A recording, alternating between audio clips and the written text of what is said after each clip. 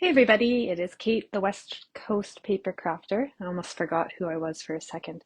It is Monday, November 18th, and you are joining me for a very quick and simple tutorial on a simple stamping technique to make a very pretty Christmas card in some shades of blue.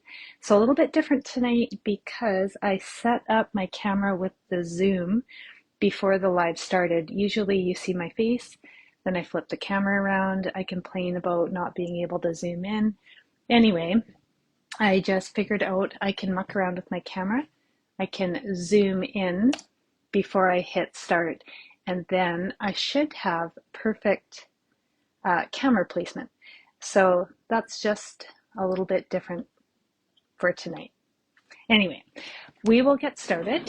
So I am going to use the Peaceful Evergreens for tonight's project and a sentiment from Peaceful Season. So I got those ready to go and we'll get started. I'm also going to be using a 3D embossing folder, the Snowflake Sky one. But first, we need to do a little stamping. Hello, Karen. Hello, Robin. Thanks for tuning in. All right, so Karen and Robin, this card is going to be old news for you guys because you would have made this card on Sunday. But stick around if you want to, because I'm happy to have you. Hello, Lisa from North Carolina, and Janice, hello. All right, starting out with a basic black card base. This is 5.5 by 8.5. I'm going to raise the camera up just a smidge. All right, and then I've got a piece of Lost Lagoon. It's 4 1/8 by 5 3/8. A pool party layer that is 3 7/8 by 5 1/8. I have got, this is a piece of basic white for the inside, 5 1/4 by 4. Another piece of basic black, 2 7/8 by 4 5/8. And lastly, I know, lots of pieces. This piece is 2 3/4 by 4.5. So I'm going to put some of these pieces out of the way. And we're going to start out with some stamping on the smallest piece of white. All right. Hello, Jackie. Thanks for tuning in. And Gail, hello. So there are 3 tree stamps from the Peaceful Evergreens. So I'm going to use all 3 of these ones, not the cluster. And I'm going to start out with the largest one. And I had mentioned in some of the comments that this was going to be just a really simple stamping technique. And most of you probably have done this, but if you haven't, this is so easy. I hope I can teach you something new. Hey, Kate from Virginia, thanks for tuning in. So I'm going to do first and second generation stamping to create a background with the trees. If you don't know what that is, then I'm going to show you. So I'm going to start out with my largest stamp in Pool Party, and I'm going to stamp it off, and then I'm going to stamp it on my basic white. And that very light stamp is second generation. And that's it. That is my simple stamping technique, is first and second generation to layer images so you get a bit of background. So that's all I need for the first tree. Then I'm going to take the second largest tree and I'm going to stamp in first generation. And first generation is just inking and stamping. I'm just going to line that up there. And then I'm going to grab my Lost Lagoon and I'm going to stamp some darker images right over top of the pool party trees. And I'm just offsetting them a little bit.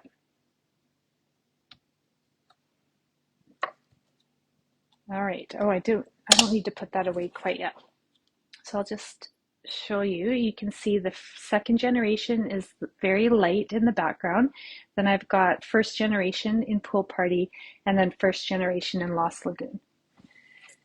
All right, I don't need the trees. Now I'm going to stamp a sentiment in the top right corner, and I'm going to start out with my darker color, which is Night of Navy. I wasn't sure if I grabbed Night of Navy or Misty Moonlight. So I'm just going to stamp that right in the top right. And then another very simple stamping technique is to create a little bit of a shadow with a lighter color. So I'm going to ink this sentiment up in Lost Lagoon. Now it helps if you can get your head right over your stamp, which I can't do, otherwise I'm going to block the camera view. So I'm going to do the best that I can, but I want to line it up with the first stamp that I did in the Night of Navy and just slightly offset it to create a little bit of a shadow. So that is, I don't even know if you can see it. It's so subtle because I wasn't able to line it up as well as I wanted to. So I'm going to do that one more time. I almost lined it up too perfectly and then it didn't work out.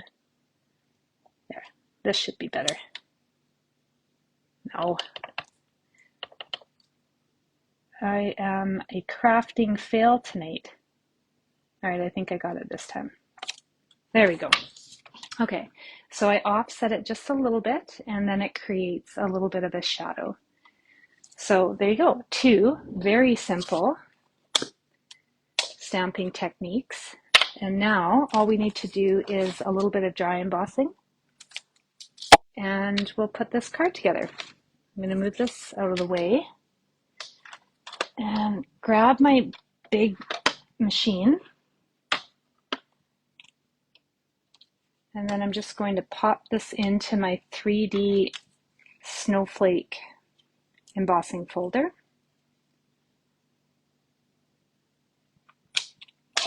And fold first. So I put the fold of my embossing folder first. That's easier on your folders. It'll extend their life. And then I'm going to try to roll this through without shaking the camera. I can tell that the camera's already shaking. I'm sorry, guys. All right. I'll get this out of the way.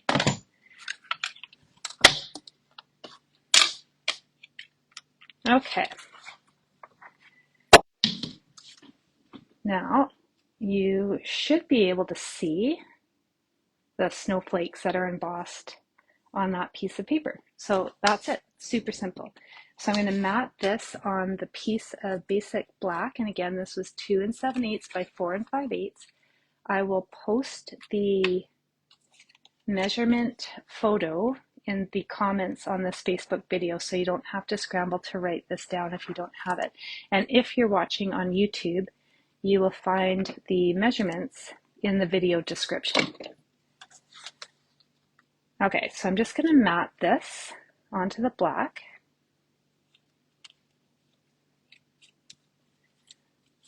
And then I'm going to add a little bit of ribbon. Now this is, I can't quite remember the name of it, but it's silver and sheer. So it's a sheer ribbon with some silver trim. There's a name for it. I can't remember, but I like this ribbon. It ties a really nice bow.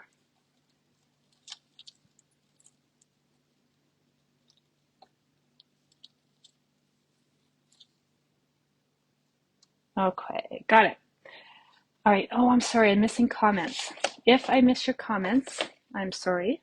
I was just focusing on my gluing and embossing. So if I miss anybody, I don't mean to. I'll go back and I'll read all the comments and I will say hello. Hello, Sherry. Thanks for tuning in. Yeah, it probably does look like an earthquake, or maybe it looks like a bomb cyclone. I was watching the news. We're getting another weather front, and I am very sure I saw the words either cyclone bomb or bomb cyclone. I can't remember, to describe this weather event that's coming tomorrow that's going to hit the West Coast in the afternoon sometime. And nothing scares me more than putting the words bomb and cyclone together. So that doesn't sound like very much fun. And I think I think I need to make sure, well, actually, I won't need to. My husband will make sure we have lots of gas for our generator.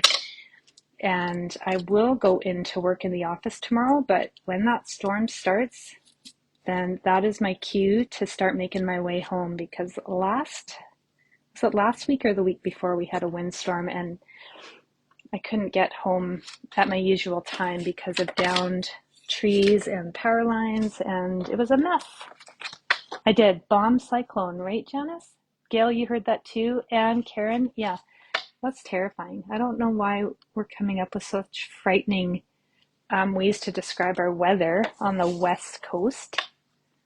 Hey, Nicola, thanks for tuning in. Okay, so as I've been chatting about weather, I forget what I'm doing. So now I'm going to layer the pool party layer onto the Lost Lagoon. So pool party, 3 7/8 by 5 1/8. And my Lost Lagoon is 4 1/8 by 5 3/8. So I'm not sure about you ladies, but I really love pairing Lost Lagoon with pool party in black. I think it's sharp, but that's just me. Yeah, right, Sherry, I'll try to be safe. Nobody wants to hear the words bomb and cyclone in the same weather advisory. Anyway, we'll survive it. Okay, Sharon, thanks for tuning in. Hi, Cindy. Sharon, I am curious, what time is it in Florida? It is 7 p.m.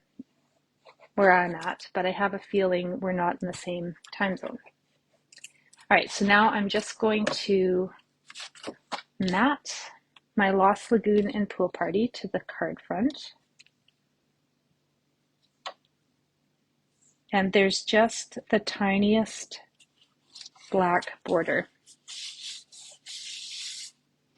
And then you can either glue this flat or you can pop it up with dimensionals. I am going to use dimensionals.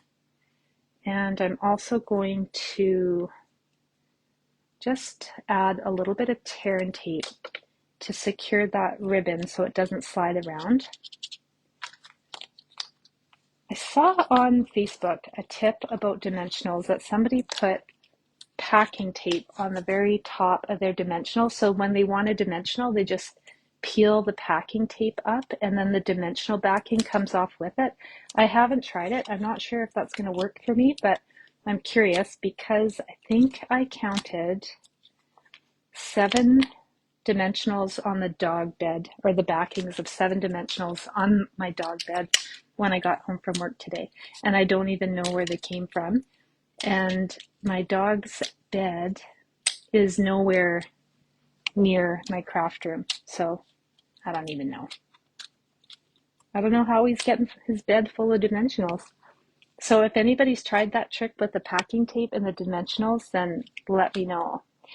9:12 in Florida. That is almost my bedtime. Sherry, what is NM? Where is that? I should know. I feel like I should know. All right, I'm just going to pop this up on the front of the card. And that is the card front. And of course, I need some white for the inside. I had a piece of white. Here it is. And I will very likely come back to this card and do a little bit of stamping on the white inside. I just didn't think about getting a stamp ready for the inside. But if I don't, it feels kind of naked. So I will add that, some sort of stamping. All right, that's it. Super simple. A couple different very easy stamping techniques with first and second generation, and then just using light and dark to do a bit of shadowing. And that is it. Sharon, I use a black permanent marker.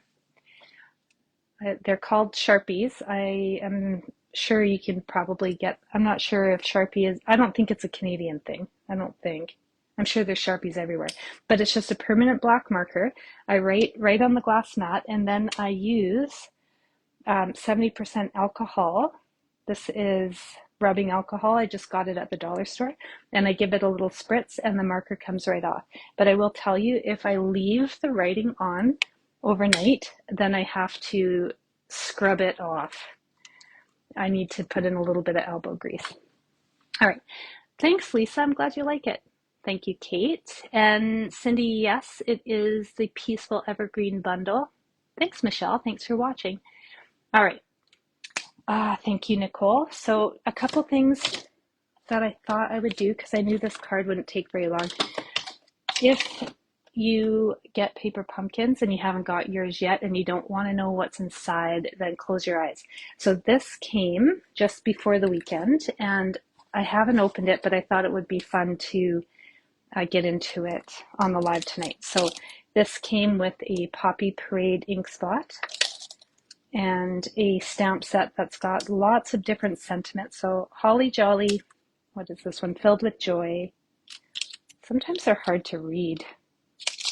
Sending lots of cheer. Merry Christmas. From Santa, and two from, if you're going to do tags, and then some ornaments and some stars and some little, I don't know, squiggles and a snowflake. And then it comes with a pack of stockings. My camera's too close. Sorry, guys.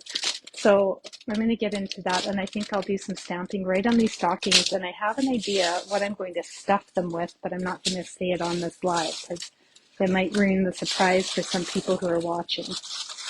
All right.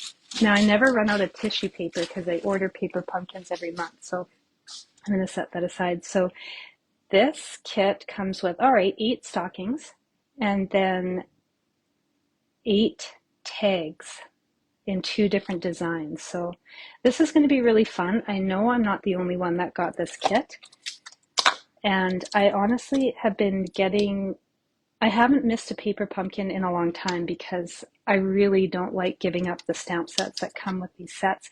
Even if I don't necessarily love the card designs that come, I love adding to my stamp collection. I just never know what I'm going to make with it because you don't exactly know what you're going to get. So that's kind of fun. And then Robin, if you're watching, I did something. I opened up a Christmas gift you gave me. So this is from my friend Robin, and I wanted to say thank you so much, Robin. I know it was for Christmas, but I opened it. And this is a coffee passport local to the southern part of the island where I am from and where Robin is from. And Robin, if you're listening, what I was thinking, well, it's not quite local because this one, Fog Ducker's coffee, is up in Campbell River, so that's more Northern Ireland, but this is all Vancouver Island. This is really exciting. Robin, I propose that you and I try to hit as many of these coffee shops as we can. And we've got some time because you moved here. So, all right, I'm going to flip the camera around. There we go. All right, so I got a bookshelf in my crafty spare room, which is going to help alleviate some of the clutter I've got on my bed. And I also got a lamp because it was really dark in here. So you might notice that the lighting is a little bit better because I got a fancy lamp to brighten up this room. Yeah, it does sound like a plan, Robin. I'm excited about that. I thought it was perfect for you and I to explore together because, you know, coffee. I like it. I like hanging out with you. It sounds perfect. So that is almost it. The Reindeer Fun free online class. If you haven't seen it, it is posted on the Facebook page, and you can also find it on YouTube. So that is free for anybody to join. If you find the class on Facebook, you will find a measurement picture post along with a picture of the project. And if you find it on YouTube, the supplies and the measurements for each project are in the description of the video. So that's for everybody. It is free for everyone to do. I don't know if I have the samples handy to show you. I just wasn't prepared. So that's there. And then what's coming is a magical fun fold class that I'm collaborating on with the Canadian Stamper. And I've got the fun folds designed, but they haven't been taped yet. So that will be ready by November 23rd. That is a class that anybody in the world can take. It is $25. And Tanya and I will teach you 4 different unique and challenging fun folds that you can have in your, what's the word I'm looking for?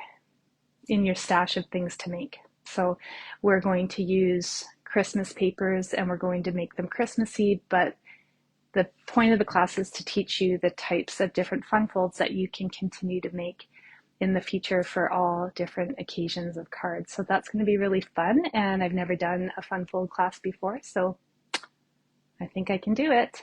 Anyway, thanks everybody for tuning in. I really appreciate all your comments. If you're catching me on replay, either on Facebook or YouTube, please say hello and tell me where you're from, and I will see you all next Monday.